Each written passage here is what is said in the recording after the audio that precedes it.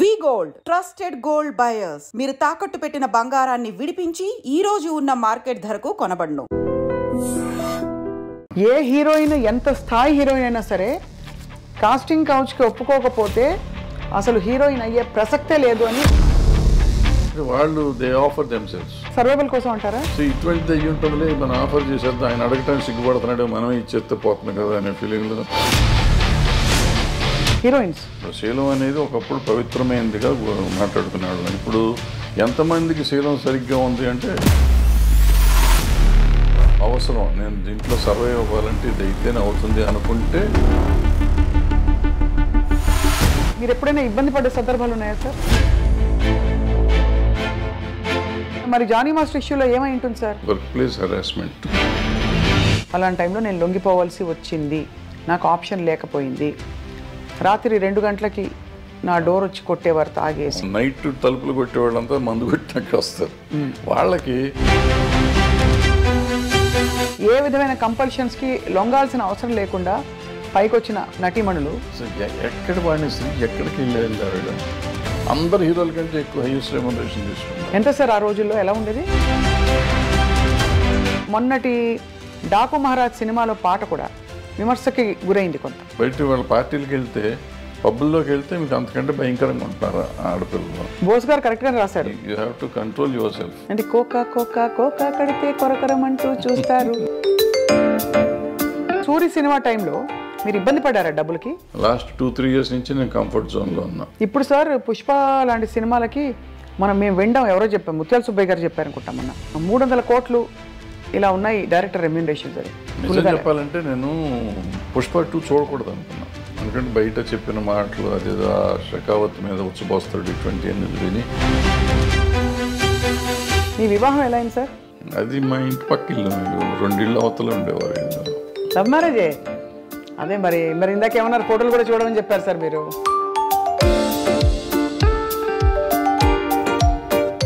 అందరికీ నమస్కారం. I dream media సగర్వంగా సమర్పిస్తోంది సిల్వర్ స్క్రీన్ లెజెండ్స్. చరిత్రని మార్చే దిశగా తన ప్రయాణం మొదలుపెట్టి నిర్మాతగా, దర్శకులుగా, పొలిటికల్ కమెంటేటర్గా, ఇంకా పాలసీ మేకింగ్ ఇష్యూస్పై మాట్లాడే వ్యక్తిగా, సంఘంలో సమాజంలో ఏది జరిగినా కూడా తన వంతు కృషి చేసి ఏదో ఒకటి చేయాలనే తపనని కొనసాగించే వ్యక్తిగా మనందరికీ సుపరిచితులు, అందరికీ చాలా ఇష్టమైన వ్యక్తి తమ్మారెడ్డి భరద్వాజ్ గారు. వారి ప్రయాణంలో మనం అనేక మలుపులు చూసాం, అప్స్ అండ్ డౌన్స్ చూసాం. పూర్తి కమర్షియల్ హిట్ సినిమాలు తీశారు, అటు చాలా మెసేజ్ ఓరియంటెడ్గా అవార్డ్ విన్నింగ్ ఫిల్మ్స్ తీశారు. వీటన్నిటితో పాటు ఎన్నో అనుభవాల్ని ఆయన మూట కట్టుకున్నారు. ఎంత సింపుల్గా ఉంటారో, ఎంత హంబుల్గా ఉంటారో వారిని చూసి ఆశ్చర్యం కలుగుతుంది. ఇవాళ మామూలుగా మాట్లాడే ఇతరత్ర అంశాల కంటే కూడా వారి మనసులో ఏముందో వెలికి తీసే ప్రయత్నం ఇవాళ కార్యక్రమం. సార్ నమస్కారం. చాలా ఓపిక ఎక్కువ సార్ మీకు. హాయిగా ఈ ఇంటర్వ్యూ వల్ల మీకు ఏం వస్తుందో తెలీదు, కానీ మాకు సమయం ఇచ్చి అంత ఆత్మీయంగా you let us come into your personal space. Thank you so much. Sir, how are you doing? ఎలా ఉన్నారు? గుడ్ మా, very good. So we are reminiscing. వస్తూ మీ సినిమాల జాబితా అంతా కూడా ఇంకోసారి గుర్తు చేసుకుందామని తీస్తూ వచ్చాను. చాలా గ్లోరియస్ అండ్ వెరీ సంక్షిప్తంగా ఉన్నా కూడా మీ యాక్చువల్ నంబర్ ఆఫ్ ఫిల్మ్స్ చూస్తే చిన్న లిస్ట్గా అనిపించినా కూడా ఐ థింక్ చాలా ఇంపాక్ట్ఫుల్ ఫిల్మ్స్ అని అనిపించింది sir as a film lover. ఇప్పుడు ఏంటి సార్ మరి, what is your primary occupation ఇప్పుడు? ఏం లేదమ్మా, రైట్ నో ఏం లేదు, ఖాళీయే, ఏదో అట్లా టైం పాస్ చేయటం. మీరు ప్రొడ్యూసర్గా మొదలుపెట్టినప్పుడు మీ జర్నీని ఇలాంటి సినిమాలే తీస్తానని అనుకున్న రోజులు ఉన్నాయా, లేక మీరు అలా నాన్నగారి ప్రవేశం ఉంది కాబట్టి అలా కంటిన్యూ అవుతూ వచ్చేసారా? లేదు, నేను నాన్నగారితో పాటు అసలు ఎప్పుడు ప్రయాణం చేయాలి. ఆయనకి మనకు అంటే దూరమని కాదు, నేను ఉద్యోగం చేసుకుంటామండి ఇరిగేషన్ డిపార్ట్మెంట్లో. అవును, సివిల్ ఇంజనీర్గా. బట్ నాకు సినిమాలంటే పిచ్చి. సినిమాలు చూడటం పిచ్చి, తీయటం పిచ్చి కాదు. సినిమాలు చూడటం బాగా పిచ్చి. 2-3 సినిమాలు చూసాను రోజు. సో ఈ కొంచెం డిఫరెంట్ కథలు, వీళ్ళందరూ రాఘవేంద్రరావు గారు, దాసనారాయణ గారు, వీళ్ళందరూ కూడా కథలు నన్ను అడుగుతుంటారు. అంటే అన్ని లాంగ్వేజెస్ సినిమాలు చూసేవాడిని నేను. సో వాళ్ళు ఎప్పుడు సరదా కూర్చోబెట్టుకుని ఆ సినిమా కథ ఏంటి, ఈ సినిమా కథ ఏంటి, ఈ టైప్లో ఉండేది. మా నాన్నగారు కూడా అట్లాగే అడుగుతాను. అట్లా ఒక మలయాళం కథ నాకు నచ్చి నేను కేశవరావు గారికి చెప్పాను, బాగుంటుంది సార్ తీసుకోండి. ఆయన అప్పుడే ప్రొడక్షన్లోకి వచ్చారు. డిస్ట్రిబ్యూటర్ ఆయన తారక రామ ఫిల్మ్స్. నేను చేయటం కదా నువ్వే చెయ్యి అన్నారు. అట్లా యాక్సిడెంటల్గా ప్రొడ్యూసర్ని అయిపోయాం. తర్వాత వచ్చిన కాడి నుంచి నాకంటే కొంచెం డిఫరెంట్గా ఉండే ఫిల్మ్స్ చేయాలని నాకు ఆలోచన. అంటే రొటీన్ సినిమాలు కాకుండా చేయాలని. అప్పట్లో డిఫరెంట్ అంటే ఏంటి మీ దృష్టిలో? అంటే రెగ్యులర్గా చూసే సినిమాలు కాకుండా నేను ఇప్పుడు కోతల రైడ్ చేసా ఫస్ట్ ఫిలిం. కోతల రైడ్ టోటల్గా నెగిటివ్ షేడ్ ఉంటుంది హీరో క్యారెక్టర్.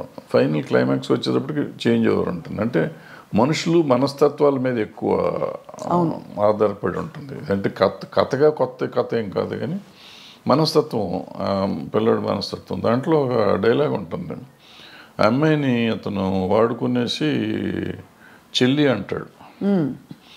ఫాదర్ పిలిపిస్తాడు, ఫాదర్ దగ్గరికి ఆ అమ్మాయి వస్తుంది, నన్ను మోసం చేశాడు మీ అబ్బాయి అని.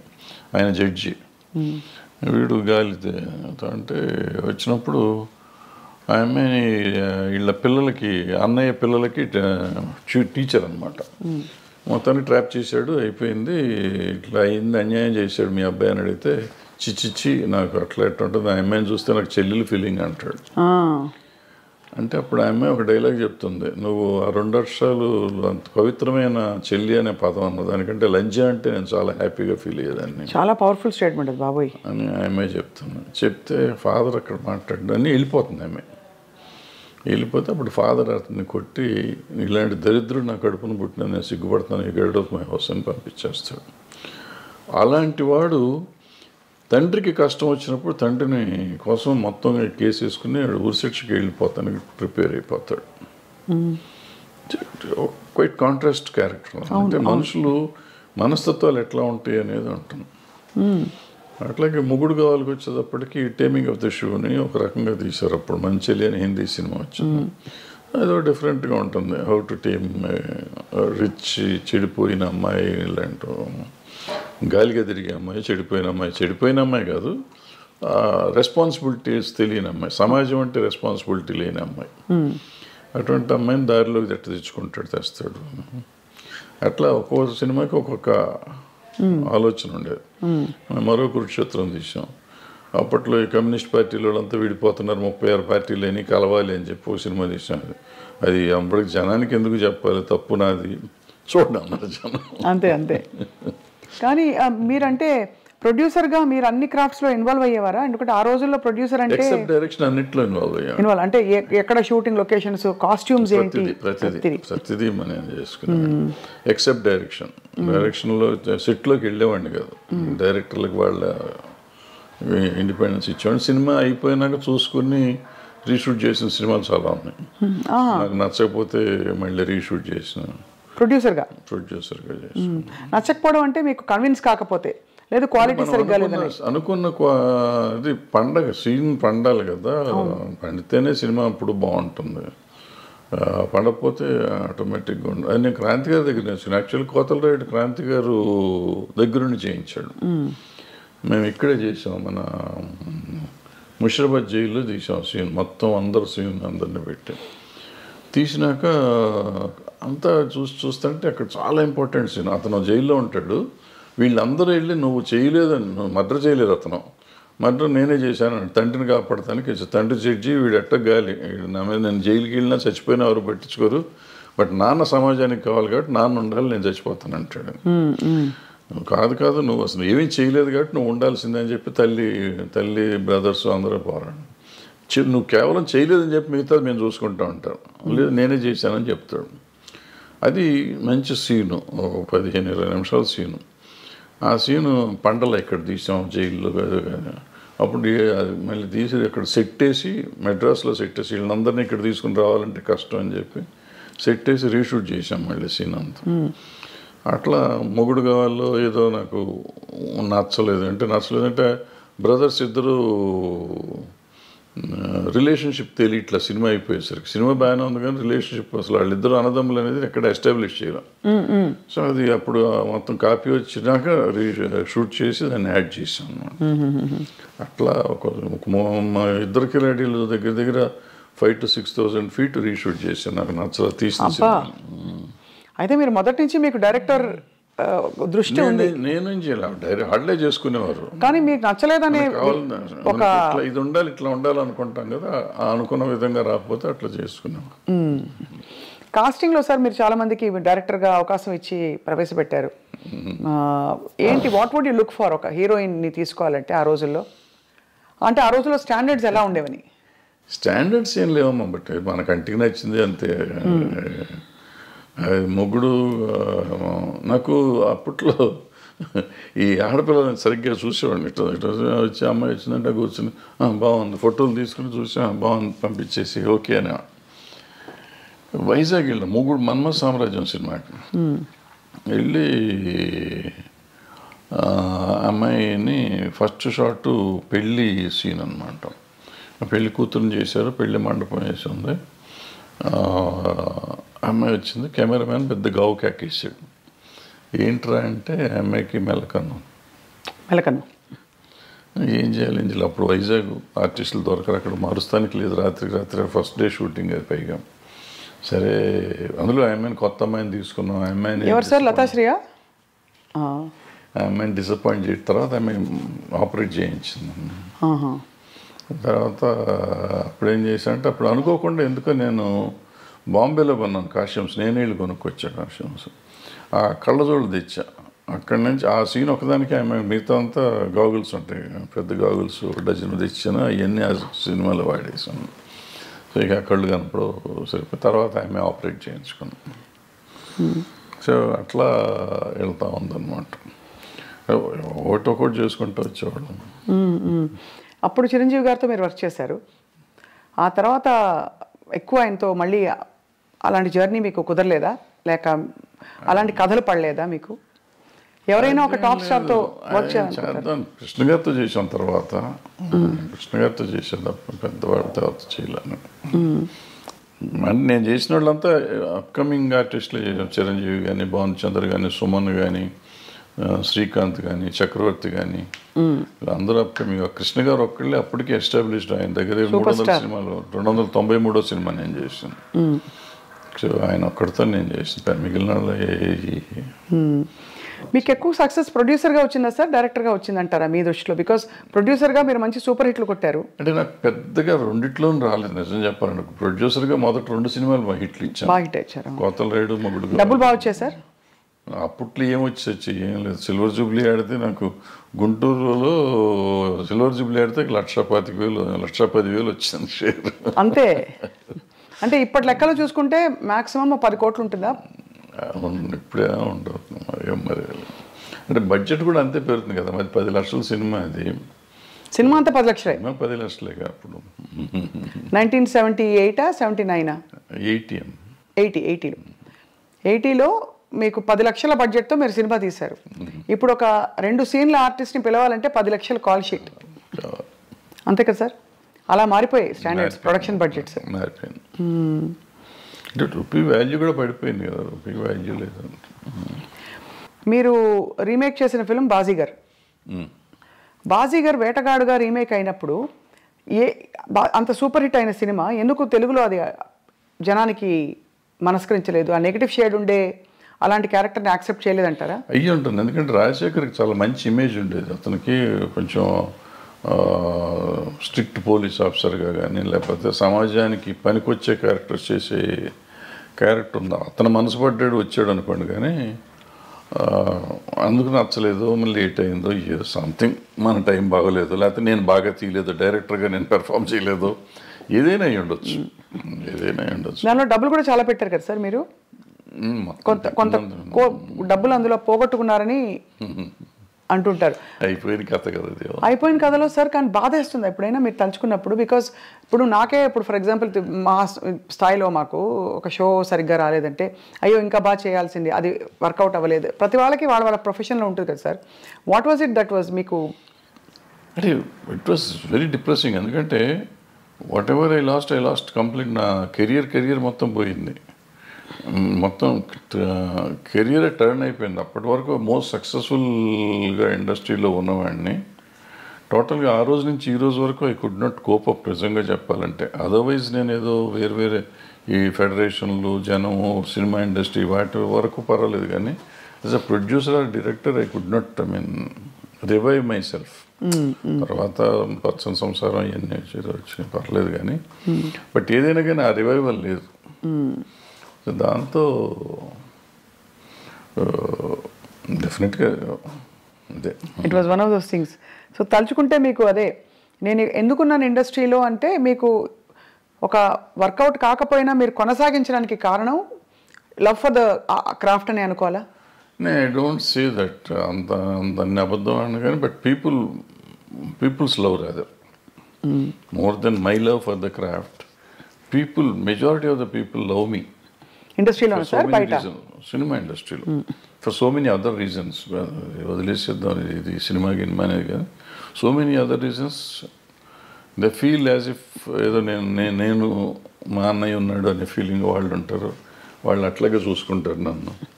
సో వాళ్ళని వదిలిపెట్టి వెళ్ళే పరిస్థితి కనపడలేదు ఇప్పుడు ఈరోజు కూడా. సార్ మీరు ఒక అంటే మీకు చాలా కమ్యూనిస్ట్ నేపథ్యం ఉండడం అవన్నీ తెలుసు, కానీ ఎక్కడా కూడా మీకు ఆ నేపథ్యం మామూలు విప్లవం అనేది సినిమాలో కనిపించదు. మీ సినిమా కమర్షియల్ ఫార్ములా, కథలు, అవసరమైతే దేవుడి ఫోటోలు అలాంటివన్నీ అన్నీ ఉన్నాయి. ఇప్పుడు నారాయణమూర్తి గారు చూస్తే ఆయన ఎర్రజెండ సినిమాలన్నీ, అలా భరద్వాజ గారి సినిమాలు అంటే అన్ని రకాల సాంఘిక సామాజిక కథలు ఉంటాయి అది. సో మీ జర్నీ కంటిన్యూయేషన్లో మీకు చాలా మంచి పేరు తెచ్చిన సినిమా స్వర్ణక్, ఆఫ్ కోర్స్, పోతే పోని, ఇవన్నీ. అంతకుముందు అలజడి ఆల్సో. అవును, 2000 సంవత్సరం సార్ అది 99-2000లో వచ్చి అలజడి. So what was your most beautiful memory? పచ్చని సంసారం ఒకటి ఉంది కదా. పచ్చని సంసారం తర్వాత పచ్చని కాపురం కదా. పచ్చని సంసారం తర్వాత రౌడీ అనేది కృష్ణ గారితో. పచ్చని కాపురం తీయలేదు సార్ మీరు? చేయలేదు. పచ్చని సంసారం అవును, కృష్ణ గారితో రౌడీ పెద్ద హిట్, అది చాలా పెద్ద హిట్. తర్వాత రౌడీ అనేది కూడా బాగా ఆడింది. కృష్ణ గారితో ఎలా ఉండేది సార్ మీ అనుబంధం? బికాజ్ బాగా క్లోజ్ సూపర్ స్టార్ కృష్ణ గారు. బాగుంటుంది. ఈ రోజుకి ఇంక ఇవాళ కూడా వాళ్ళ ఆఫీస్లోనే కూర్చున్నాం కదా. ఫ్యామిలీతో చాలా బాగుంది. మీ పాత్రల్ని పండించిన ఆల్ టైమ్ బెస్ట్ స్టార్ ఎవరు సార్? బెస్ట్ హీరో కానీ యాక్టర్ కానీ? రఘు గారు మొదలుకొని చిరంజీవి గారు. నాకు చిరంజీవి గారు కొత్తలో ఆయన అప్పుడు కొత్తగా వచ్చిన ఆర్టిస్ట్, ఆల్మోస్ట్ హీరోగా ఫస్ట్ పిక్చర్ అది.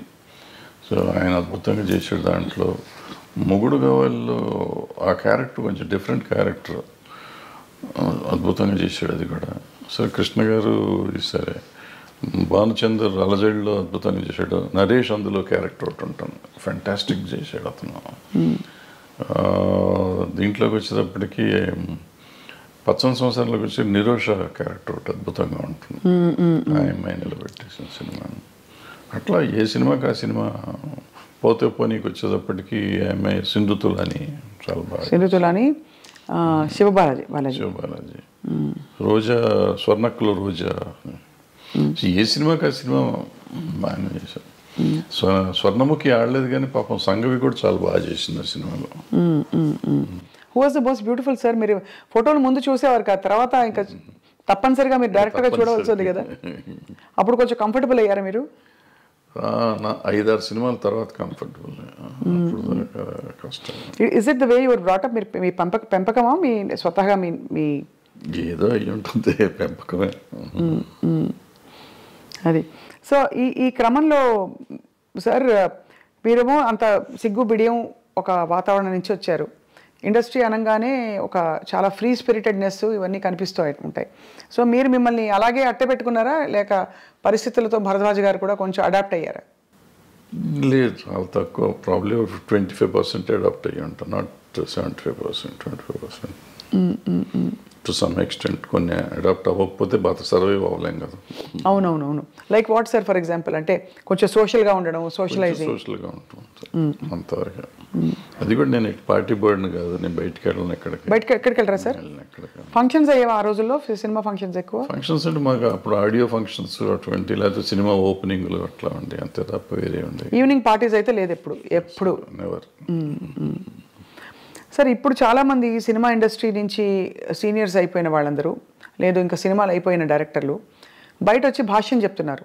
అప్పట్లో వాళ్ళతో వీళ్ళు వాళ్ళతో అని. ఇప్పుడు మనకి నేను పేర్లు చెప్పను, బట్ మీకు అర్థమైపోయి ఉంటుంది ఎవరి గురించి మాట్లాడతారో. వాళ్ళు చాలా అంటే ఆల్మోస్ట్ ఎపిసోడ్గా చెప్తున్నారు, ఇలా ఏది ఆ రోజు ఇలా ఏదని. వ్యక్తిగత జీవితాల గురించి కూడా కామెంట్ చేస్తున్నారు. అంటే ప్రతి మనిషికి వ్యక్తిగతం ఉంటుందమ్మా. ఇప్పుడు ఇట్లా ఉంటే ఇట్లాగే ఉండేవారు, ఇట్లా ఉండేవారు కాదు, వ్యక్తిగతంగా రకరకాలుగా ఉంటారు మనుషులు. సో దాని వ్యక్తిగతాన్ని గురించి ఇప్పుడు మనం మాట్లాడటం కూడా అనవసరం. ప్రతి మనిషికి ఒక పర్సనల్ లైఫ్ ఉంటుంది. ఆ పర్సనల్ లైఫ్ కొంతమంది ఈ సినిమాల్లో మామూలుగా ఇప్పుడు ఈ కాస్టింగ్ కోచ్ అనేదో చెప్తూ ఉంటారు చూడండి. అవునవును. అది అందరూ చేస్తారంటే అందరూ చేయరు. ఇప్పుడు ఇవన్నీ కూడా మీరు చెప్పింది కానీ నేను చెప్పింది కానీ 1% టు బిలో 10% ఉంటారు అటువంటి వాళ్ళు. మీరు ఇండస్ట్రీ చూసారు కదా, అంతే సార్. ఏ హీరోయిన్ ఎంత స్థాయి హీరోయిన్ అయినా సరే కాస్టింగ్ కౌచ్కి ఒప్పుకోకపోతే అసలు హీరోయిన్ అయ్యే ప్రసక్తే లేదు అని ఒక మాజీ డైరెక్టర్ గారు ఒక బహిరంగ స్టేట్మెంట్ కాదు, ఒక ఇంటర్వ్యూలో చెప్పారు ఆయన. చెప్తూ ఉండొచ్చు, తప్పే ఉంది. వాళ్ళ నమ్మకం అయి ఉంటుంది, లేదా వాళ్ళ జరిగిందేమో, ఆయన చేసిన పని చేసిన కంపెనీల్లో అట్లా జరిగి ఉండొచ్చు. ఆయన ఎక్స్పీరియన్స్ ఏంటో మనకు తెలియదు కదా. నా ఎక్స్పీరియన్స్, నేను ఇన్ని సినిమాల్లో ఉన్నాను, ఇన్ని రోజుల నుంచి నేను ఉన్నాను. ఆల్మోస్ట్ 50 years అవుతాను నేను ఇండస్ట్రీకి వచ్చి. 50 yearsలో I have never seen that, to be frank. ఇది అబద్ధం కాదు, నిజం. ఇన్ఫ్యాక్ట్ నాకు రివర్స్ నేను ఎక్స్పీరియన్స్ చేశాను. ఫర్ ఎగ్జాంపుల్ ఎలా రివర్స్ అంటే ఏంటి సార్? వాళ్ళు they offer themselves, girls, women. అంటే ఆఫర్ అంటే సర్వైవల్ కోసం అంటారా? ఇంతే పాపం. వాళ్ళకి ఏముంటుంది, భయం. మనం ఏంటో తెలియదు కదా. సో ఇటువంటిది అయ్యి ఉంటుందిలే, మనం ఆఫర్ చేసేద్దాం, ఆయన అడగటానికి సిగ్గుపడుతున్నాడు, మనమే ఇచ్చేస్తే పోతుంది కదా అనే ఫీలింగ్లో. అలా ఉన్నారా సార్ హీరోయిన్స్? అందరూ ఎవరో ఒకళ్ళు ఉంటారమ్మా. ఇప్పుడు వీళ్ళు అడిగారు అన్న ఎంతమంది తక్కువ మంది ఉంటారో అట్లా అడిగే వాళ్ళు కూడా అంతే తక్కువ ఉంటారు. That's why I am telling you. You are giving a parallel. అది అర్థమైంది. బట్ అలా బిట్వీన్ 1 to 10% ఉంటారు తప్ప. అప్పట్లో సెల్ ఫోన్స్ ఏవి ఉండేవి కాదు కదా సార్. అలా అడగడం ఎలా తెలిసేది మరి వీళ్ళకి? అంటే కబురు పెడతారా? అడగటమే ఇవన్నీ, డైరెక్ట్గా అడగటమే. అడిగేవాళ్ళు అనేవాళ్ళు డైరెక్ట్గా అడగటమే. ఏటో అడిగినా, వీళ్ళు అడిగినా వాళ్ళు అడిగినా, లేనా దానికి మొహమాటం సిగ్గులు ఏమి ఉండవు. It's very awkward sir. And అంటే ఇంత బ్యూటిఫుల్ పరిశ్రమలో ఈ ఒక్క విషయం ఇంత చర్చనీయాంశం అవుతుంది గత 10 ఏళ్లలో. అంటే చర్చనీయాంశం అంటే 2 రకాలమ్మది. ఇప్పుడు పిచ్చి ముందా పెళ్లి ముందా అంటే ఇప్పుడు ఇద్దరికి ఇష్టమైతే ఇప్పుడు అడగగానే లొంగిపోతారు అనేది కూడా నేను నమ్మను. అన్లెస్ వాళ్ళకి ఒక అవసరం, నేను దీంట్లో సర్వైవ్ అవ్వాలంటే ఇది అయితేనే అవుతుంది అనుకుంటే లొంగొచ్చు. లేదంటే ఎందుకు లొంగుతారు వాళ్ళు? అలాంటి ఏమంటారు, మ్యూచువల్ బెనిఫిట్ కోసం జరిగితే జరగాలి తప్ప నేనేదో ప్రతి వాళ్ళు ఇట్లా చేస్తారంటే జరిగేది కాదు. మీరు ఎప్పుడైనా ఇబ్బంది పడే సందర్భాలు ఉన్నాయా సార్? ఎట్లా అంటే డైరెక్ట్లీ ఆర్ ఇండైరెక్ట్లీ మీకు ఒక కబురు పెట్టి మీ హీరోయిన్స్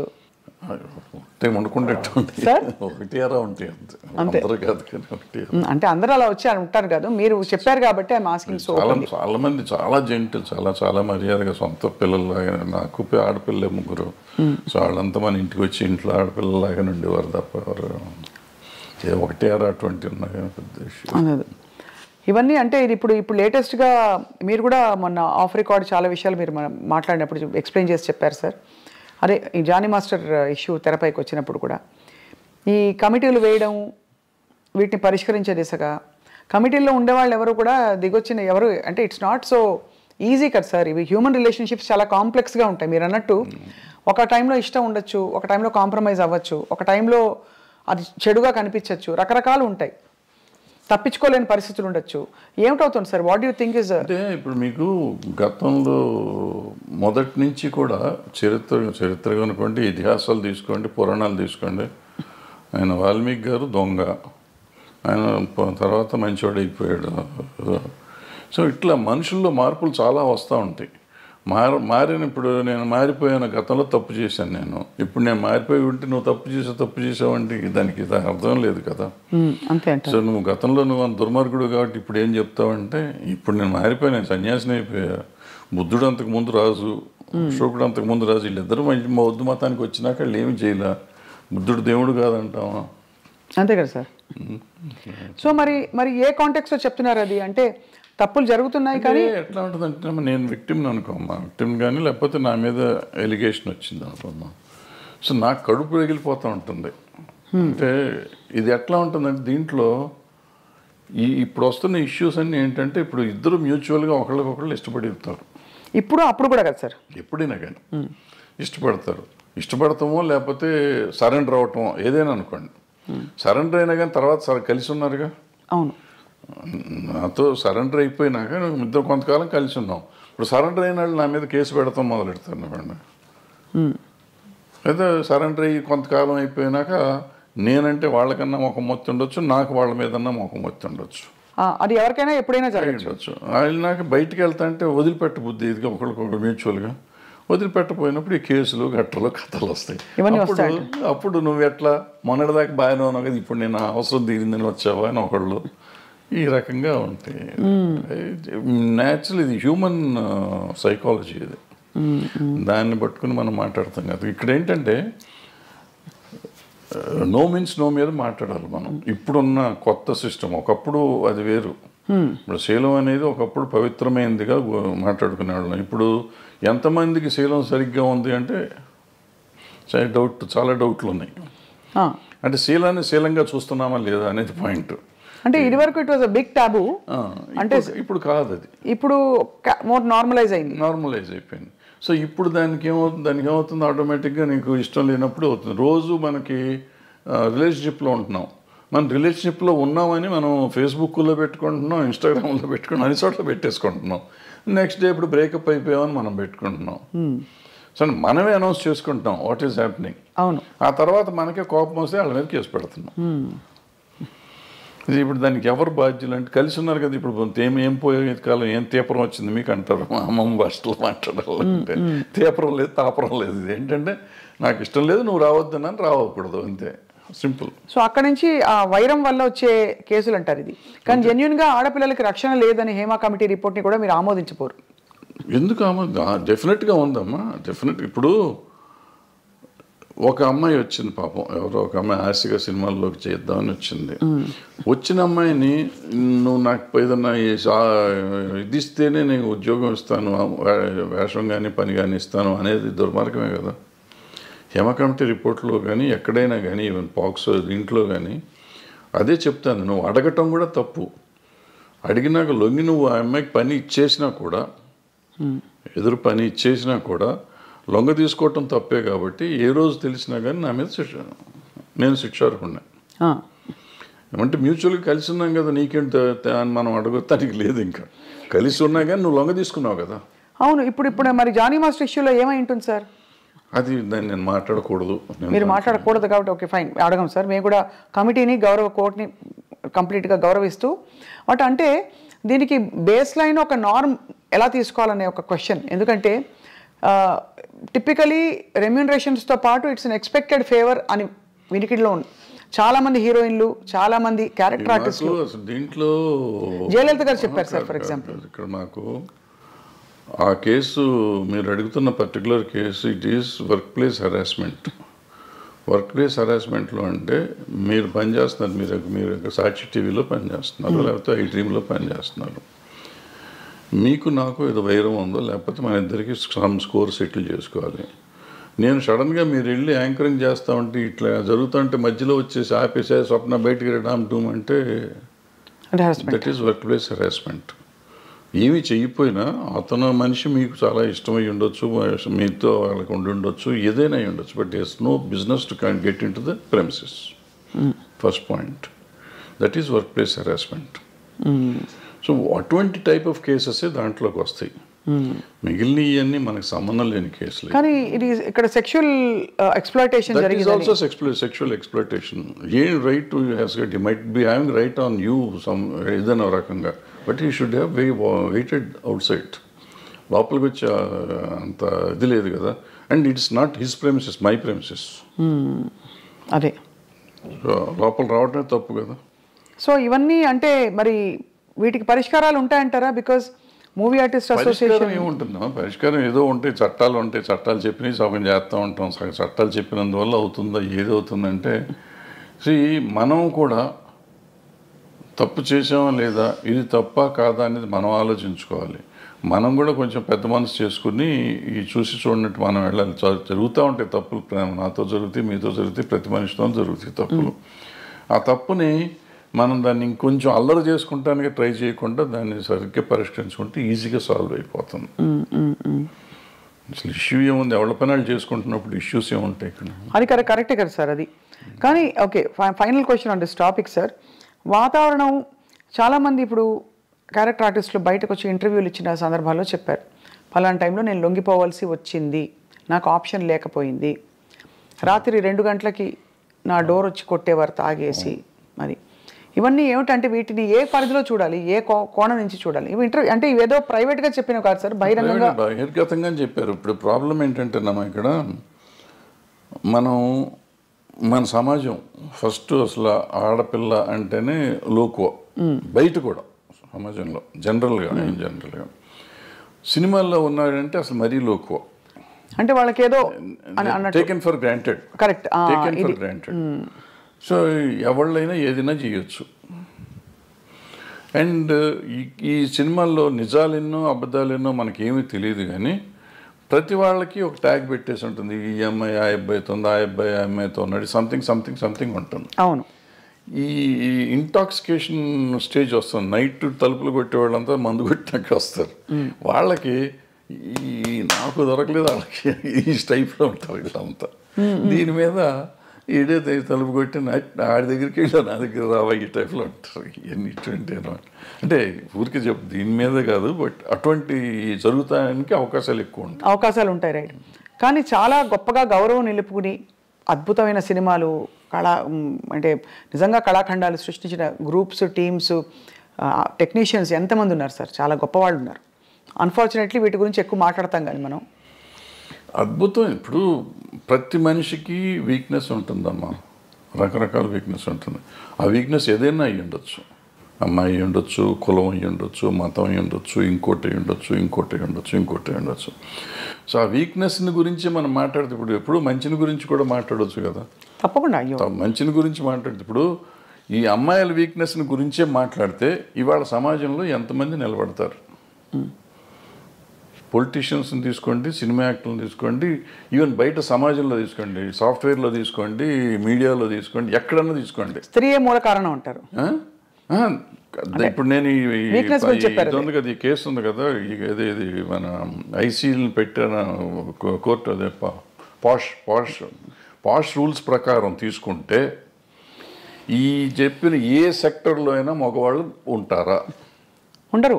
కొంతమంది బహిరంగంగా బయటకు వచ్చేవి, కొంతమంది రాకుండా, కొంతమంది దాని ఇప్పుడు నువ్వు మా ఇందాక వచ్చి నీ షేక్ హ్యాండ్ ఇస్తే కూడా తప్పే, నీ చెయ్యి నా చేతికి తగిలితే తప్పే, according to posh act. Bad touch good touch అంటారు. నువ్వు బ్యాడ్ టచ్గా ఫీల్ అయ్యావు, నేను గుడ్ టచ్ నీకు ఇచ్చింది. అలా కూడా పడతారు సార్ కేసులు? బ్యాడ్ టచ్ గుడ్ టచ్ అవుతుంది కదా, ఉంది. బట్ అంటే దానికి ఒక సమంజసమైన పరిధి నిజంగా ఉండొచ్చు. నీకు నువ్వు ఫీల్ అయ్యి ఉండొచ్చు, నేను ఫీల్ అయ్యి ఉండకపోవచ్చు, నువ్వు ఫీల్ అయ్యి ఉండొచ్చు. నువ్వు ఫీల్ అయితే కేసేగా. అది మొత్తానికైతే క్లిష్ట పరిస్థితుల్లో అలా మామూలుగా వస్తున్నావు. నేను చనువుగా ఫాదర్లీ ఫీలింగ్ స్వప్న బలి చేసావు అని దెబ్బేసాను అనుకో, అమ్మాయిని ముట్టుకున్నావు, కొంపమని కింద అయిపోయావు. నువ్వు కేసు పెడితే నేను అయిపోయాను. సో అందుకే చాలా అతి జాగ్రత్తగా ఉండవలసిన టైం, చాలా జాగ్రత్తగా ఉండాల్సిన పరిస్థితులు వచ్చినాయి. ఇప్పుడైతే మాత్రం as long as this posh case this act ఉన్నంత కాలం అతి జాగ్రత్తగా ఉండకపోతే కొంపలు మునుగుతాయి. అండ్ ఇప్పుడు సోషల్ మీడియా వచ్చాక అసలు క్షణాల్లో అన్ని వైరల్ తర్వాత ఇంకా చాలా జాగ్రత్తగా ఉండాలి. అంటే డెఫినెట్గా ఇవన్నిటి వల్ల కొంత మార్పు వస్తుంది. 100% పోతుందా అంటే నేను అంత ఈజీ కాదు. ఎందుకంటే ఆడపిల్లలు కూడా కొంచెం స్ట్రాంగ్ అవ్వాలంటే ఉన్నారమ్మా, చాలా స్ట్రాంగ్ ఉన్నారు. ఆడపిల్లలు అంత ఈజీగా ఏం లేరు. కొంతమందికి సర్వేల కోసం లొంగేవాళ్ళు ఉంటారు. సర్వేల కోసం నేను ఏదైనా అచీవ్ చేయాలి, ఎలాగైనా అచీవ్ చేయాలనుకునే వాళ్ళు కొంతమంది, ఏమీ చేయకుండా నేను అచీవ్ ఎందుకు చేయలేను, నా టాలెంట్తో నేను ఎందుకు అచీవ్ చేయలేను చేసిన వాళ్ళు ఉన్నారు, చేస్తున్నారు కూడా. ఆ రకంగానే అచీవ్ చేస్తారు, ఈ రకంగానే అచీవ్ చేస్తారు. ఎవళ్ళు రైట్ ఎవళ్ళు తప్పు అంటే tell me one name sir who you have great respect for, అంటే ఇన్ దిస్ రిగార్డ్ వాళ్ళ కష్టపడి పైకి వచ్చారు. అంటే నేను క్యారెక్టర్ పర్స్పెక్టివ్ నుంచి చెప్పట్లేదు సార్, జస్ట్ ఏ విధమైన కంపల్షన్స్కి లొంగాల్సిన అవసరం లేకుండా పైకి వచ్చిన నటీమణులు మీరు చాలా గౌరవించేవాళ్ళు. మీకు వాణిశ్రీ గారు ఎక్కడొచ్చారు? ఆవిడ ఏమిటి, ఆవిడ ఎక్కడ జూనియర్ ఆర్టిస్ట్, ఆవిడ అసలు ఏ రేంజ్కి వెళ్ళారు, అసలు హీరోస్ని కమాండ్ చేసారు, ఇండస్ట్రీనే కమాండ్ చేసే లెవెల్కి వెళ్ళారు.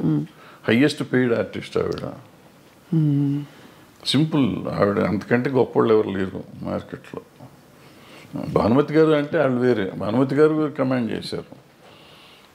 జమున్ గారు కూడా మామూలుగా ఇచ్చారు, ఆవిడ కమాండ్ చేశారు.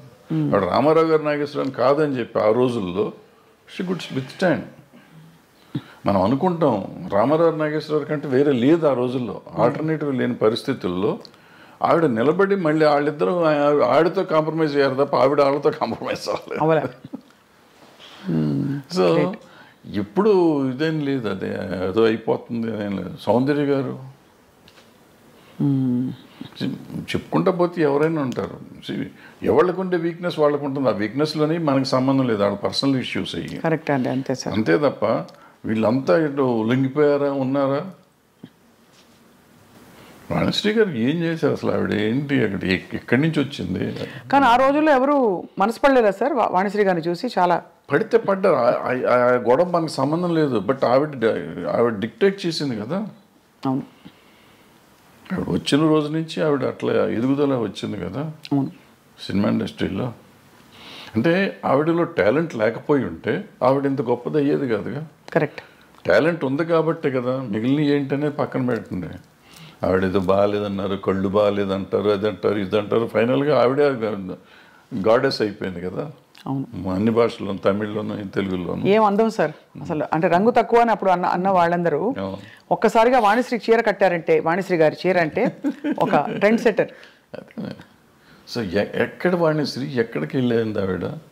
అందరు హీరోల కంటే ఎక్కువ హైయెస్ట్ రెమ్యునరేషన్ తీసుకుంది ఆవిడ. ఎంత సార్ ఆ రోజుల్లో? ఎలా ఉండేది ఆ రోజుల్లో 2.5-3 లక్షలు తీసుకుంది నాకు తెలిసినప్పుడు. అప్పుడు వీళ్ళు ఎవరు 2 లక్షలు టచ్ చేయలేదు. ఇప్పుడు ఎవరు, ఏ హీరోలు? రామారావు గారు, నాగేశ్వరరావు కూడా? రామారావు గారు ఇంకా కాదంట, తక్కువ. శోభన్ బాబు తీసుకున్నాడు అప్పట్లో, 2 తీసుకున్నాడు. ఈవిడ 2.5 తీసుకుంది రోజుల్లో. మరి కాలం మారిపోయిందా, డబ్బు విలువ పడిపోయిందా సార్? రామారావు గారు కంబ్యాక్ వచ్చినాక ఆయన హైయెస్ట్కి వెళ్ళిపోయారు. ఆ మధ్యలో బడిపంతులు చేసే రోజుల్లో ఆయన 1,00,000 దగ్గరే ఉన్నారు అన్నమాట. సార్ ఆన్ స్క్రీన్ గురించి మాట్లాడదాం.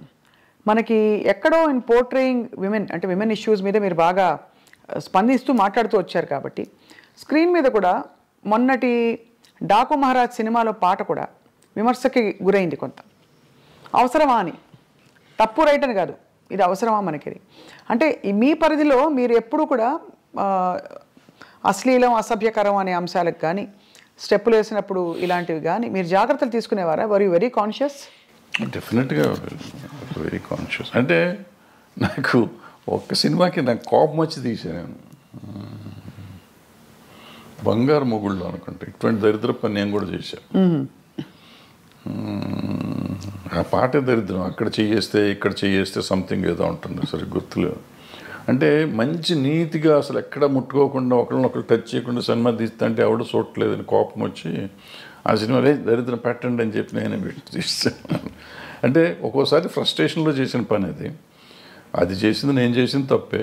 బట్ ఇవాళ వాళ్ళు చేసిన తప్పండి. ఇప్పుడు నాకు వయసు అయిపోయి నేను సినిమాలు లేవు కాబట్టి వాళ్ళు చేసిన తప్పండి. ఇవాళ చిరంజీవి గారు ఠాగూర్లోనో దేంట్లోనో అదేదో సినిమా పాట ఏదో ఉంటుంది, ఏమంటే నేను అప్పుడు కామెంట్ చేశాను, అంత అద్భుతమైన సినిమాలు ఇది ఏంటండి అని చెప్పి.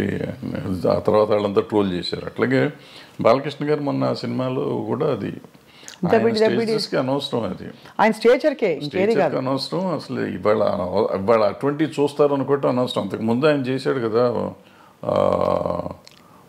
భగవత్ కేసరి, అద్భుతంగా చేశారు ఆ సినిమా. అఖండ అద్భుతంగా చేశారు. అమ్మాయి కనపడకుండానే సినిమాలు ఆడుతుంటే ఆయనకి ఎందుకు ఇది, దీనికోసం ఎవరిని వస్తారా? ఎన్ని టికెట్లు దిగుతాయి ఊరికి, కాంట్రవర్సీ తప్పించి. అందులో ఆయన ఎమ్మెల్యే, పొలిటీషియన్, అందుకనే కదా సార్ ఇన్ని ఉండగా ఆయనకి అటువంటిది ఆయనే రిజెక్ట్ చేసి ఉంటే పోయేది. లేదు చేసే ప్రొడ్యూసర్లు అడిగారు, డైరెక్టర్లు అడిగారు, డాన్స్ మాస్టర్ అడిగాడు, ఏదో వాళ్ళ గోల మనకెందుకు. కరెక్టే సార్. అంటే ఎంటర్టైన్మెంట్ ప్రపంచమే విస్తరించింది బాగా.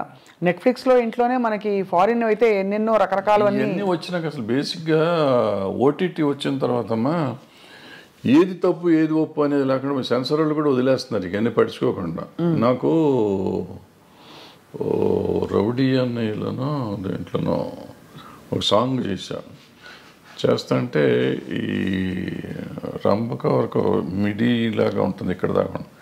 ఓ సాంగ్లో తిరుగుతూ ఉంటే కొంచెం లేస్తుంది.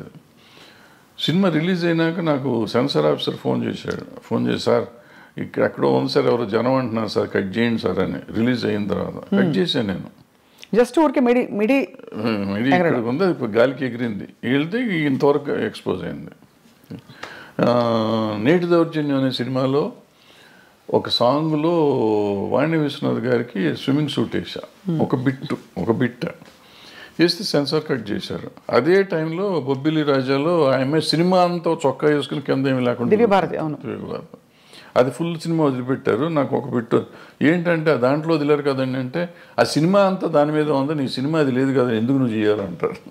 ఓహో, అదే అంటే నేను ఫైట్ చేసి ఉంటే నాకు వదిలిపెట్టేవారు. ఎందుకు దానివల్ల సినిమా ఆడదని నాకు తెలుసు, ఎందుకు తీసాను నాకు తెలియదు. ఆ రోజు తీసాం అంటే డ్రెస్ చేంజ్లు కావాలంటే సరే ఇద్దాంలే అనిపించి తీసాను నేను, కాదన్నారు తీసాం. అదే అంటే ఎక్కడో అక్కడ మరి ఈ అంశం తెరపైకి వస్తూనే ఉంది, ఈ ఎక్స్పోజింగ్ ఎంతవరకు ఉండాలి ఏమిటని. కానీ ఇప్పుడు బాగా టేస్ట్లు మారిపోయాయి సార్. బయట సమాజంలోనే అట్లా తిరుగుతున్నారు కదా. ఇప్పుడు మనం అంటాం ఎక్స్పోజింగ్ అంత బాగా ఎక్కువైపోయింది అంటాం. బయట వాళ్ళ పార్టీలకు వెళ్తే, పబ్బుల్లోకి వెళ్తే మీకు అంతకంటే భయంకరంగా ఉంటున్నారు ఆడపిల్లలు. బట్ అది వాళ్ళ ఇష్టం, మనం ఎవరో అడుగుతానికి, హూ ఆర్ యూ టాస్క్, నా కంఫర్ట్ నాది అంటున్నారు.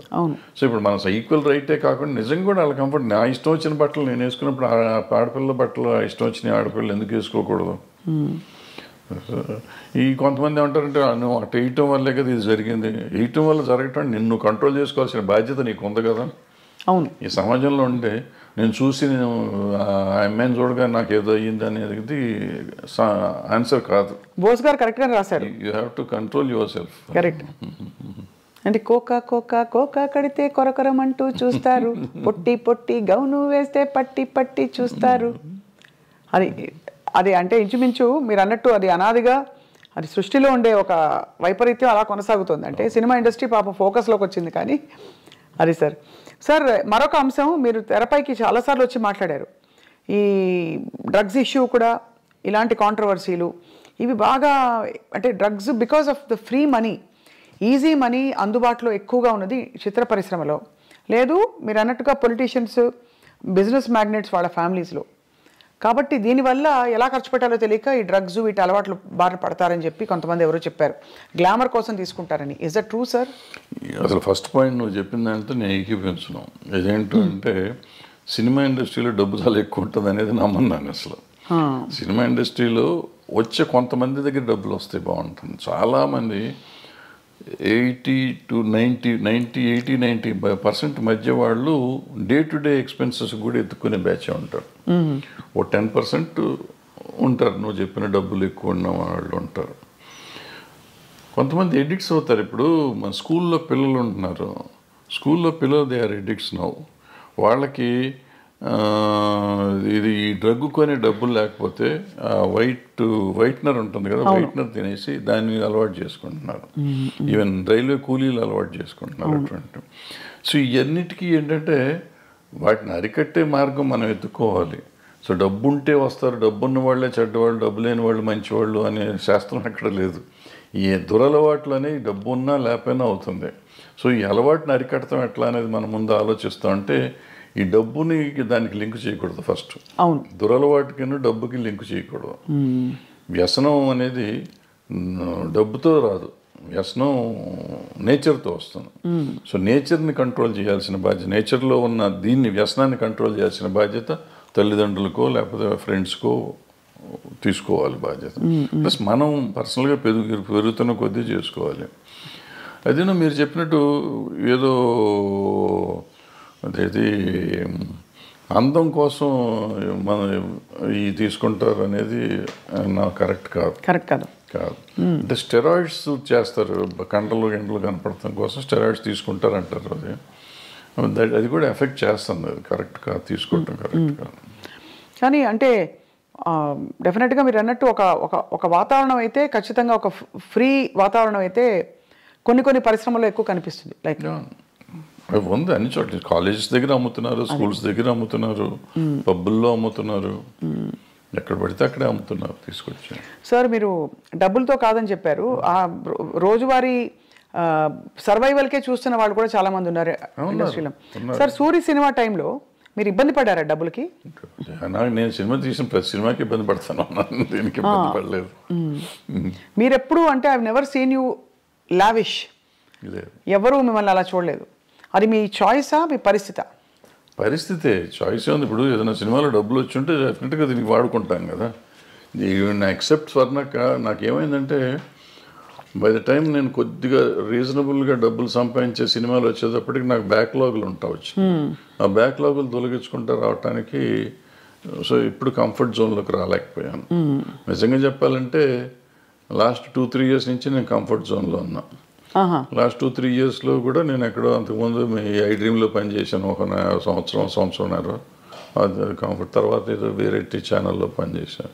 అదే నా కంఫర్ట్ జోన్. నాకు నిజంగా చెప్పాలంటే ఇంతకాలం ఈ 76 ఏళ్ళ జీవితంలో లాస్ట్ 2-3 years కంఫర్ట్ జోన్.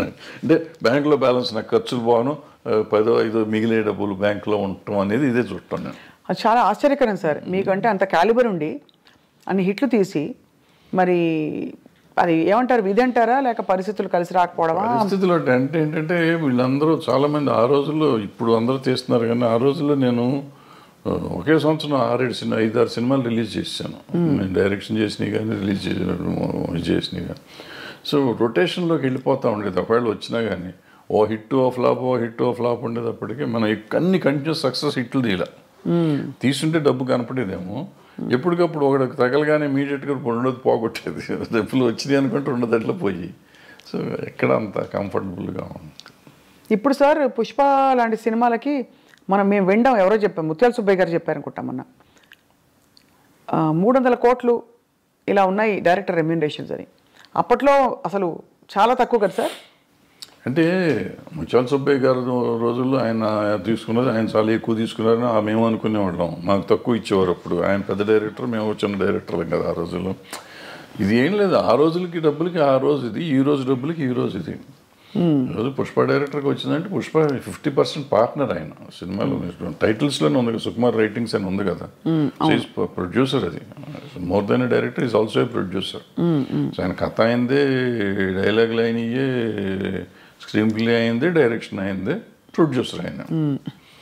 కాబట్టి ఎక్కువ డబ్బులు వచ్చినాయి. ప్రొడ్యూసర్గా వచ్చినాయా రైటర్గా వచ్చినాయా అనేది మనం చెప్తే 100 వచ్చిందా 200 వచ్చిందా అని వేరే సంగతి. But whatever he got, it is because of so many aspects. Now sir, మీ ప్రకారం ఇక్కడ మనం బాహుబలి లాంటి సినిమాల్లో రాజమౌళి గారిని చూసాం, పుష్ప రంగస్థలం లాంటి సినిమాల్లో సుకుమార్ గారిని చూసాం, RRR ఆస్కర్ విన్నింగ్ దీనిలో మన రాజమౌళి గారిని చూసాం. ఈ డైరెక్టర్స్ అందరిలో sir, who do you think is carrying that ఆరా? అంటే వాళ్ళు రకాల్లో వాళ్ళు ఇది ఉన్నారన్న. ఇప్పుడు రాజమౌళి గారిని చూస్తున్నాం. రాజమౌళి గారు ఆయన ప్రతి సినిమాకి ఒక డిఫరెంట్గా జోనర్ ట్రై చేస్తున్నాడు. ఎక్సెప్ట్ బాహుబలి 1 and 2 తప్ప మిగిలిందల్లా మీకు ఏ సినిమాకి ఆ సినిమాకి ఒక డిఫరెంట్. రెగ్యులర్ కమర్షియల్ అయినా కానీ మొదటి సినిమాల్లో ఏం చేసామంటే ఆయుధాలు మార్చేవాడు. తర్వాత ఈ చేంజ్ ఈగ దగ్గర నుంచి చేంజ్ దిస్ థింగ్, ప్యాటర్న్ మార్చి ఏ సినిమాకి ఆ సినిమా కొత్తగా తీయటం మొదలెట్టాడు. కొత్త కథలాగా డిఫరెంట్. కొత్త కథ కూడా కొత్తగా ఉండకపోయినా కానీ ఒక కొత్త బ్యాక్డ్రాప్ కొత్తగా ఉండటం అంతా డిఫరెంట్గా ఉంది. ఈగ తర్వాత ఇది మర్యాద రామన్న ఒక డిఫరెంట్ ఇది. ఆ తర్వాత వచ్చేటప్పటికి బాహుబలి, మగధీర, ఎక్కడికక్కడ మీకు సెపరేట్గా డిఫరెంట్గా వస్తున్నాడు ఆయన. సో రావటంతో మీకు ఆయన ఒకటి ఇదైంది. ప్లస్ ఆయనతో పాటు ఆయన కొత్తగా కనిపెట్టింది ఏంటంటే director should be A marketing man. ఇంతకుముందు మా డైరెక్షన్ వాళ్ళకి మాకు మార్కెటింగ్తో సంబంధం ఉండేది కదా. ప్రొడ్యూసర్స్ వస్తాడనే పద్ధతిలో ఉండేవాడు. రాఘవేంద్రరావు దగ్గర నుంచి మేమంతా అయిపోయేవాడు. బట్ ఈయన వచ్చేటప్పటికి how to market a film అనేది ఆయన నేర్పించాడు వాళ్ళ ఇండస్ట్రీకి. దట్ మార్కెటింగ్ స్కిల్స్ ఎంత అద్భుతంగా వెళ్ళిపోయినాయంటే వాళ్ళు భారతదేశం అంత ఇదే అయిపోయే స్టేజ్కి బాహుబలి 2 చేసింది. అందరూ బాహుబలి 2 దంగలు కొట్టేసింది అంటారు కానీ దంగలకి ఎంగలే సంబంధమే లేదు. బాహుబలిని ఇంతవరకు చేస్తే ఇప్పుడు ఈ సినిమా చేసి ఉండాలి. దంగల్లో వచ్చింది ఏంటంటే చైనాలో ఒక దాంట్లో వచ్చింది డబ్బులు. చైనా డబ్బును మనం లెక్కేసుకుని 2000 కోట్లు 2000 కోట్లని కంగారు పడుతున్నాం కదా. మనకి ఇక్కడ వచ్చింది 600 కోట్లు 700 కోట్లు. అదే అయితే ఒక లాంగ్వేజ్ అంత రావటం చాలా గొప్ప. అది 60 కోట్లకి చేసి అంత రావటం అనేది గొప్ప విషయం. దాన్ని డిస్ప్యూట్ చేయటం లేదు. అద్భుతమైన సినిమా అది. సో మన ఇండియన్ సినిమాలో ఇండియన్ డబ్బు చూసుకున్న సినిమాలు ఇయే. ఆ చైనాలో 2000 కోట్లు వచ్చినా అదంతా మళ్ళీ మనకు షేర్ వచ్చేటప్పటికి చాలా తక్కువ వస్తుంది. అక్కడ 30% 20% ఎంత వస్తుంది. అవును. సో అవి మనం గ్రాసులు చెప్పుకొని ఊరికే కంగారు పడతా ఉంటాం. ఇప్పుడు బాహుబలి తర్వాత ఇది వచ్చింది. అలా అంటే మీరు అన్నది రాజమౌళి గారిది చాలా ఒక డిఫరెంట్ టెక్నిక్. ఈయన వచ్చేటప్పటికి ఈయనన్నీ లెక్కలు అని చేసిన సినిమాలు వదిలిపెట్టి ఈయన డిఫరెంట్గా చేసిన సినిమాలు ఈయన సిట్ అయినాయి చూడండి మీరు. అంతకుముందు మీరు ఆర్య చేశాడు. ఆర్య డిఫరెంట్గా ఉంటుంది. తర్వాత ఏదో చేశారు కొన్ని అటువంటి ఏదో లెక్కలు నాకు అర్థమే కదా. 1 ఒకటి ఎన్టీఆర్తో ఒక సినిమా ఏదో చేశాడు. కప్పులు తిప్పుతూ ఉంటాడు, ఏదో తిరుగుతూ ఉంటుంది. ఏది మన నాకు అర్థం కాదు. మళ్ళీ మొన్న వచ్చేటప్పటికి రంగస్థలం అద్భుతంగా తీశాడు. అద్భుతం వెనక్కి తీశాడు. అసలు ఎవరు మన తెలుగులో మనం ఊహించలేని గొప్ప సినిమా అది ఒక రకంగా చెప్పాలంటే. ఆ టైప్ ఆలోచన కమర్షియల్ అయినా కానీ ఎప్పుడైతే అంగవైకల్యం తీసుకురాగలిగాడో ఆ అంగవైకల్యం మీద సినిమా వచ్చేటప్పటికి అద్భుతంగా ఉంది. అది చాలా ఒక లైవ్లీగా ఉంది సినిమా. విలేజీ ప్యాటర్న్ అది అద్భుతంగా ఉంది ఆ సినిమా. ఈ పుష్పకు వచ్చేటప్పటికి Pushpa was a routine film నాకు తెలిసినప్పుడు. పుష్ప 1. పుష్ప 2 ఈ స్మగ్లింగ్ మీద ఏదో రెప్లికా తీస్తారు ఏముంటుంది అని నేను చూడలే యాక్చువల్గా. నేను మొన్న చూశాను. ఎప్పుడైతే మీకు సెకండ్ హాఫ్లో ఆ ఫ్యామిలీ ఎలిమెంట్ వచ్చిందో, వైఫ్ అండ్ హస్బెండ్ వాళ్ళ రిలేషన్షిప్ మీద ఎప్పుడైతే సినిమా తీశాడో మీకు అందుకైతే అన్స్టాపబుల్ అయిపోయింది సినిమా. ఇది ఇవాళ రెవెన్యూ కనపడుతుందంటే ఫ్యామిలీ ఊరికి మా గంధపు చెక్కలు దొంగ కాదు.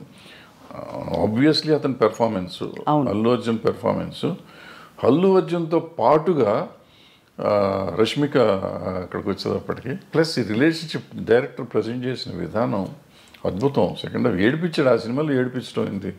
అందుకని సినిమా ఆడింది. ఇప్పటికీ ఆడుతుంది, ఇంకా ఆడుతుంది. అంటే నేషనల్ అవార్డు వచ్చిందంటే సినిమా ఇట్స్ గ్రేట్ కాదు. ఇప్పుడు అదే మనం ఎప్పుడు నేషనల్ అవార్డు ఆయనకు వచ్చింది, డైరెక్టర్గా హీరోకి వచ్చింది. హీరో పెర్ఫార్మెన్స్ ఈ సినిమా కూడా అద్భుతంగా చేశాడు. మళ్ళీ రెండోసారి ఇచ్చినా ఆశ్చర్యపోక్కర్లేదు. అవును కదా సార్, అంతే కదా. సో ఒకలా చూస్తే యాక్చువల్లీ ఒక కొత్త లీగ్ ఆఫ్ సినిమా వస్తుంది ఇప్పుడు.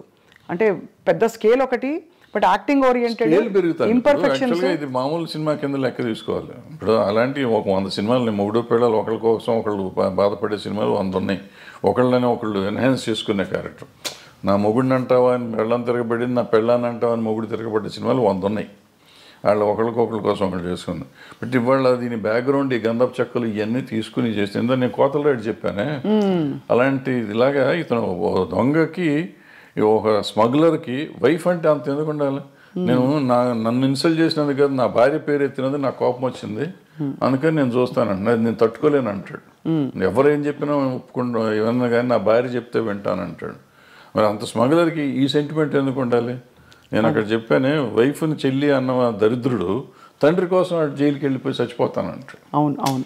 సో అది నీకు ఎప్పుడు వేరియేషన్ వచ్చేటప్పటికి నీకు తేడా వచ్చేస్తుంది. సో అక్కడ ఇక్కడ కూడా మంచి దొంగలు, మధ్యలో దొంగ రాసుకలు తీశారు మీరు. దొంగ రాసుకలు టైటిల్ ఎట్లా పెట్టారు సార్? అది వాళ్ళ కథలో ఈయన చెప్పాడు, మన దివాకర్ బాబు గారు.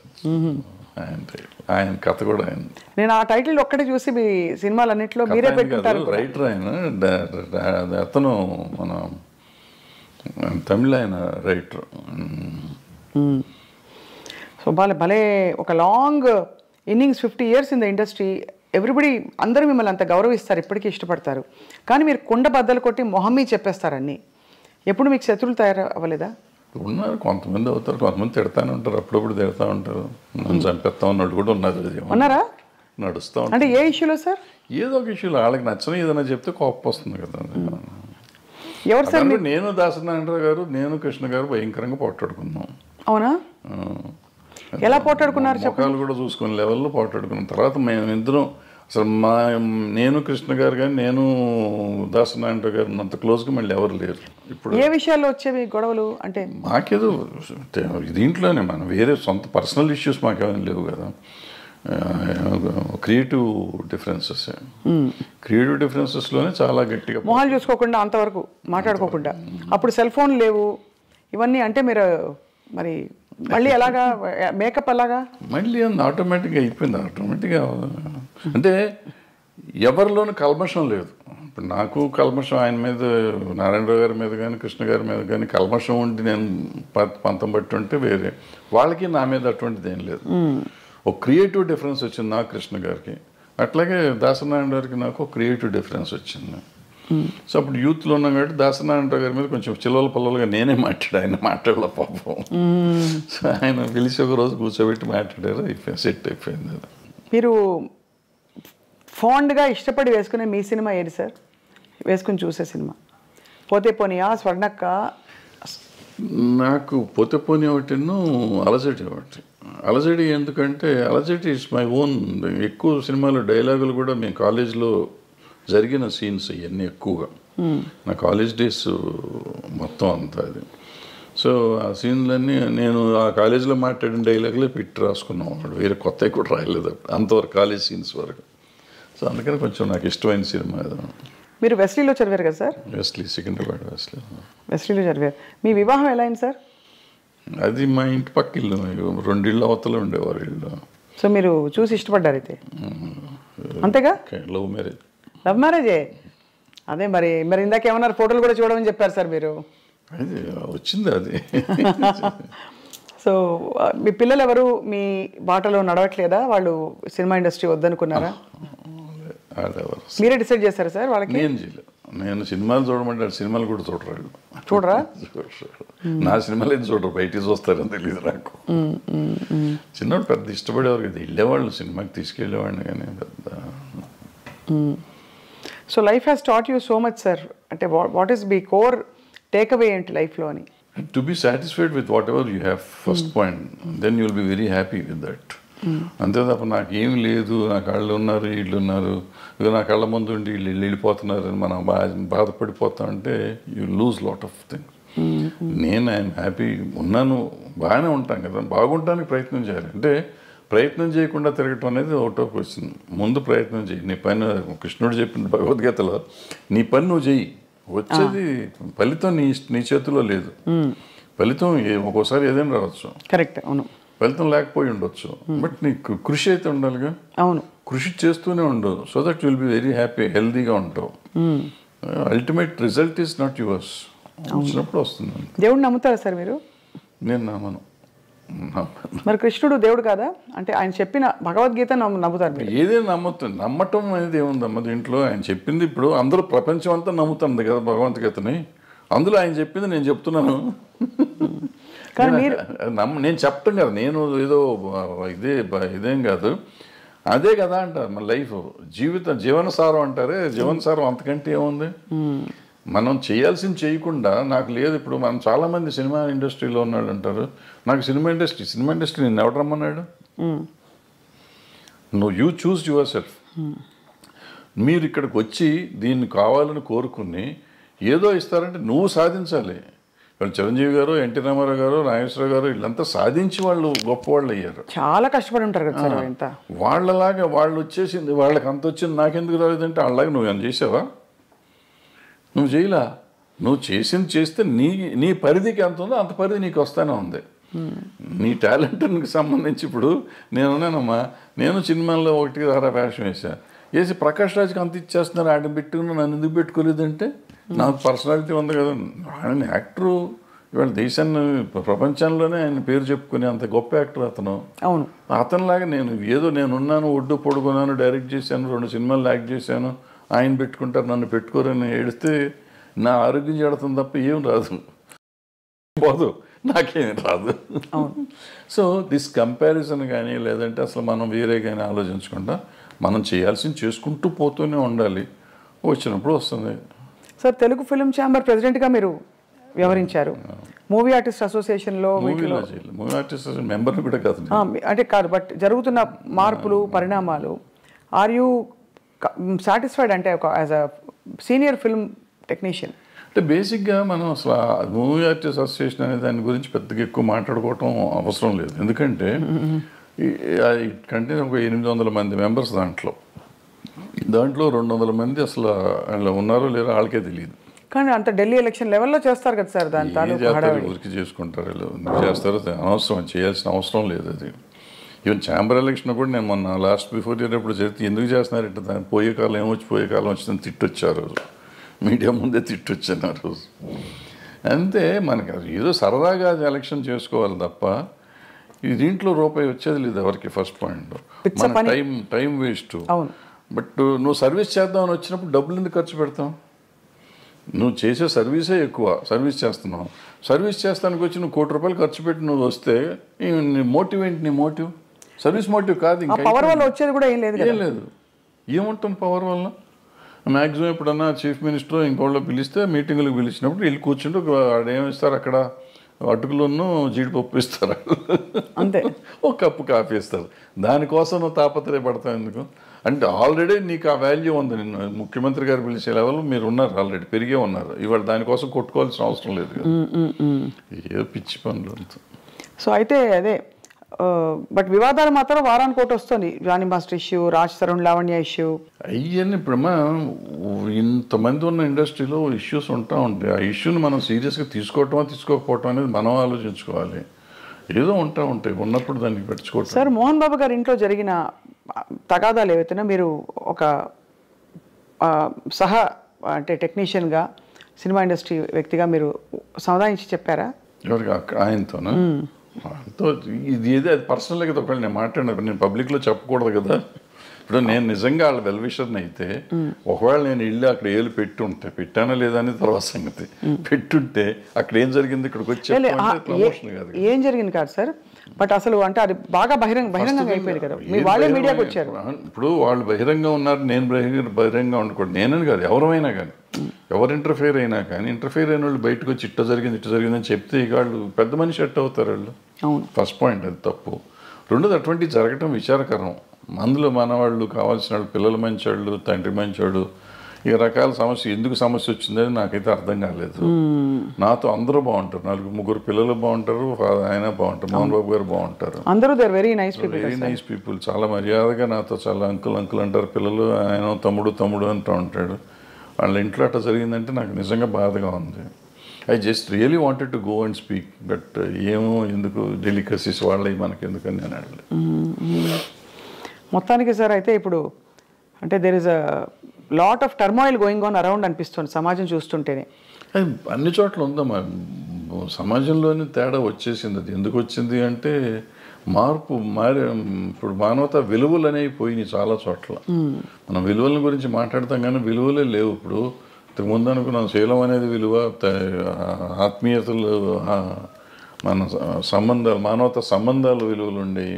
ఇప్పుడు అవన్నీ పోయినాయి. ఏదో ఉంటున్నాం, అందరం కమర్షియల్ అయిపోయాం. ఆ కమర్షియల్లో ఉన్న దాంట్లో ఇవన్నీ వాల్యూస్ లేవు కదా. వాల్యూ అనేది ఉంటే కదా. కొన్నిసార్లు వాల్యూ కోసం మనం అన్ని పోగొట్టుకునే కథలు చాలా ఉన్నాయి. గౌరవం కోసం అన్ని చేయాలని చెప్పి, అటువంటిది ఇప్పుడు గౌరవం లేదు, తక్కువలేదు. అందుకే ఒక ఫుల్ఫిల్మెంట్ రావట్లేదు జీవితంలో కదా. ఇప్పుడు ఇందాక చెప్పిన పుష్ప కథ కానీ, లేకపోతే మా కొత్త లేడు కథ కానీ, అదే ఫుల్ఫిల్మెంటు. వాళ్ళ భార్య కోసం భర్త, భర్త కోసం భార్య, తండ్రి కోసం కొడుకు అని ఇవన్నీ, అదే భగవద్గీతలో కూతురు కోసం తండ్రి, తండ్రి కోసం కూతురు, ఈ మానవతా విలువలు అంటే వాటి కోసం ఎంత కమర్షియల్గా చేసినా కానీ మనం ఇవాళకి ఫీల్ అయ్యి సినిమాలు చూస్తున్నాం. బట్ దానికి వాల్యూ ఉంది, బట్ ఆ వాల్యూ మన జీవితంలో ఇవ్వలేకపోతున్నాం. సినిమాల్లో చూసి మనం సినిమా ప్రొడ్యూసర్కి డబ్బులు ఇస్తున్నాం కానీ మన జీవితంలో మన తల్లిదండ్రులకు కానీ, మన భార్య పిల్లలకు కానీ మనం ఆ సుఖం అన్నదమ్ములకు కానీ, అక్క చెల్లెళ్ళకి కానీ మనం ఆ ఫీలింగ్ ఇవ్వలేకపోతున్నాం.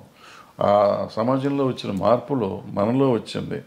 మనం ఇన్ని మాటలు చెప్తున్న మనం మన పిల్లలతో మాట్లాడటానికి మనకు టైం లేదు, మన తల్లిదండ్రులతో మాట్లాడటానికి మనకు టైం లేదు, అక్క చెల్లెళ్ళతో మాట్లాడటానికి టైం లేదు, భార్యతో మాట్లాడటానికి టైం లేదు. Or we avoid. ఒకవేళ టైం ఉన్నా కానీ ఎందుకో మనకు సాధ్యమైనంత వరకు దూరంగా ఉండటానికి ప్రయత్నం చేస్తున్నాం. ఇంకా విలువలు ఎక్కడి నుంచి వస్తాయి? విలువల గురించి మాట్లాడే నైతిక హక్కు ఎక్కడ ఉంది ఎవరికైనా? Very true sir. బహుశా కొంతవరకు సినిమా ప్రభావితం చేస్తుంది ఈ విషయాలని. బహుశా అలాంటి కథలు వచ్చేసి క్లిక్ అయిపోతే ఆడియన్స్తో తప్పకుండా, ఎందుకంటే ఇంత పెద్ద పెద్ద సినిమాలు ఇంత మార్పులు తెచ్చిన సినిమాలు మనుషుల్లో సమాజంలో ఉన్నాయి. చెడు ప్రభావం చూపించిన సినిమాలు కూడా కొంత ఎంతో అంతో ఉండుంటాయి. నిజం చెప్పాలంటే నేను పుష్ప 2 చూడకూడదు అనుకున్నా. ఎందుకంటే బయట చెప్పిన మాటలు అదేదో షెకావత్ మీద ఉచ్చబోస్తాడు ఇటువంటి అన్ని విని ఇటువంటి పిచ్చి సినిమాలు చూడాలా మనం ఎందుకు అని చెప్పి చూడండి. ఎందుకో చూద్దామని మనం పెట్టుకున్న ఫస్ట్ హాఫ్లో నాకు చిరాకుగా ఉండింది. ఫస్ట్ హాఫ్ చూస్తానికి నాకు took me about 5 hours first half చూడటానికి. ఇంటర్వెల్లో వెళ్ళి మెల్లిగా భోంచేసి వచ్చి కూర్చున్నాం. మళ్ళీ సరే చూద్దాం వద్దా 10 నిమిషాలు ఆలోచించి పెట్టినాక డోంట్ బిలీవ్ ఆ గంట 20 నిమిషాలు గంట 40 నిమిషాలు ఉంది ఆ సినిమా మొత్తం కంప్లీట్ చూసి ఐ వాజ్ క్రయింగ్ యాక్చువల్గా. అంటే అక్కడ నీకు లైఫ్ ఉంది, అంతకుముందు లైఫ్ లేదు, అంతా ఏదో సినిమాలు కమర్షియల్గా ఉండేదంతా తీసాడు ఆయన. ఇక్కడ జీవితం తీశాడు. ఆ భార్యాభర్తల అనుబంధాన్ని చూస్తే నాకు అసలు పిచ్చెక్కిపోయింది. ఆ అమ్మాయి కోసం ఇతను తప్పన కానీ వేరే సీన్లో ఆ అమ్మాయి వాళ్ళని చాట్ చేసిన సీన్ కానీ, తర్వాత ఆడబిడ్డ కోసం ఇతను వెళ్ళి ఫైటింగ్ చేస్తున్నాడు. అంటే వాడు అంత పెద్ద డాన్ లాంటి వాడు వెళ్ళి లైఫ్ను పోగొట్టుకుంటున్నాడు, డబ్బును పోగొట్టుకుంటున్నాడు, ఎన్ని పోయినా పర్లేదు నాకు పిల్లలు కాపాడితే చాలనే ఫీలింగ్ తెచ్చా. అంటే మనలో కూడా ఒక ఆవేశం తీసుకురాగలిగాడు. ఖచ్చితంగా సార్. ఏసే నా కొడుకు అనే ఫీలింగ్ ఉంది ఆ సినిమా చూస్తానంటే. వదిలిపెడతావేంటారు నువ్వు అసలు అనే ఫీలింగ్ ఉండే. దీనికి తీసుకెళ్ళారంటే మనలో ప్రతి మనిషిలోనూ అంత ఎమోషన్ తీసుకురాగలిగితే బాగుంటుంది. అవును, సినిమా డబ్బులు ఇచ్చి సినిమా చూడటం కాదు, సినిమాతో పాటు మనం నేర్చుకోవాల్సింది అది. మనం అది వదిలిపెట్టేస్తాం. దాంట్లో వాడు స్మగ్లింగ్ ఎలా చేశాడు, ఎలా దొంగతనం చేశాడు, ఎవరిని చంపాడు, ఎలా చంపాడు, అల్లు అర్జున్ కత్తితో కొట్టాడా చంపాడా, ఇది ఆలోచిస్తాం. అల్లు అర్జున్ అనే క్యారెక్టర్ రష్మిక అనే క్యారెక్టర్ని ఎంత బాగా ప్రేమించాడు, రష్మిక అనే క్యారెక్టర్ అల్లు అర్జున్ అనే క్యారెక్టర్ని ఎంత బాగా ప్రేమించింది, అంటే నా క్యారెక్టర్స్ ఒరిజినల్ని అనేది మనం ఎవరిని ఆలోచిస్తున్నాం. Very very true sir. I think human values relationships నిలబడ్డప్పుడే టోటల్ సక్సెస్ అని చెప్పచ్చు. సినిమాకి కావచ్చు, జీవితాల్లో కావచ్చు. కానీ భరద్వాజ్ గారు మీరు మళ్ళీ వెబ్ సిరీస్ కానీ ఇంకా ఏమన్నా వెంచర్స్ కానీ క్రియేటివ్ వెంచర్స్ చేసే అవకాశాలు ఉన్నాయా? ఏమన్నా వర్క్ చేస్తారా? చెప్తున్నా కదా, నేను పని చేస్తానే ఉంటా, ఖాళీగా ఏం లేను. ఏదో ఇటువంటి కథ రాసుకోవటం రైటమో చేస్తా ఉంటాను. మనకి అవకాశం కూడా రావాలి కదా, అవకాశం వస్తే చేస్తానికి రెడీగానే ఉన్నాం. బట్ నేను ఇందాక చెప్పినట్టు I keep on trying to do something. అవుతుందా అవదా నాకు తెలియదు, అయినప్పుడు అవుతుందా, అవ్వకపోతే కూడా నష్టం లేదు, అయితే లాభం లేదు. But you're always in the news and everybody watches your videos. మీ వీడియోస్కి చాలా మంచి స్పందన చూశాను నేను. కాబట్టి పొలిటికల్ ఇష్యూస్ కావచ్చు, సినిమా ఇండస్ట్రీలో అవుతున్న అంశాలు కావచ్చు సార్, ఎప్పుడు మీరు ఏదో ఒక కొత్త విషయం చెప్తారు, లేదు పాత విషయం అయినా కొత్తగా చెప్తారని ఆశిస్తూ ఉంటాం, ఎదురు చూస్తూ ఉంటాం మీ దీనికోసం. సో అది సార్, చాలా ఆనెస్ట్ కాన్వర్జేషన్ సార్ ఇవాళ. ఇంత డీటెయిల్గా ఎప్పుడు మాట్లాడి నాకు తెలియదు. కానీ మీ సినిమాలో నేను నటించాననే ఒక చిన్న విషయాన్ని నేను ఇప్పుడు అందరికి పోతే సినిమాలో చాలా ఎంజాయ్ చేశాను sir. Those few days of work.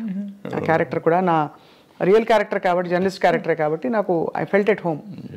అది thanks for the opportunity sir. And తప్పకుండా మీతో టచ్లో ఉంటాం. అప్పుడప్పుడు ఏమన్నా ఉపద్రవాలు వచ్చినా, సునామీలు వచ్చినా వచ్చి మళ్ళీ మిమ్మల్ని పలకరిస్తాం. సునామీ ఎందుకు వచ్చింది భరద్వాజ్ గారు? Thank you sir. నమస్కారం.